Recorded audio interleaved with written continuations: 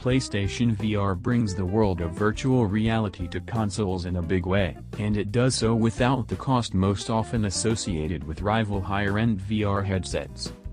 Those headsets have not only traditionally been expensive devices on their own, but have also required expensive gaming PCs with enough power to run them.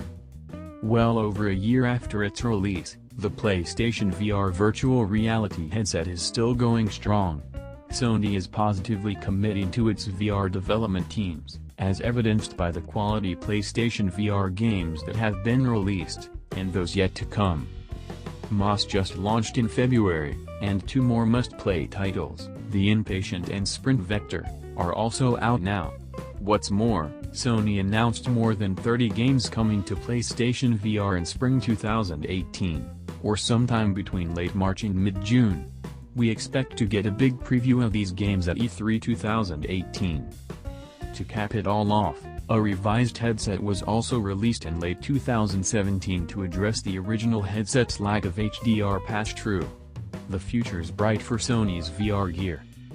Let's put it this way, the PlayStation VR is different. While Oculus Rift has closed in on cost, the PSVR only requires a PS4 console to run, not an expensive PC setup. Frankly, it's remarkable that such an affordable solution is as capable as it is. It has its problems, but by and large PlayStation VR proves that not only is console VR viable, it's actually enjoyable, too.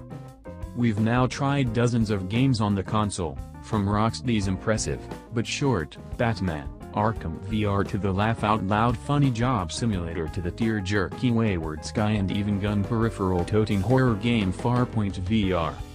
Some of these titles were more fun than others, obviously, but all of them made the same point: PlayStation VR doesn't suck. Before we go on talking about PlayStation VR's finer points and foibles, let's get the basics out of the way.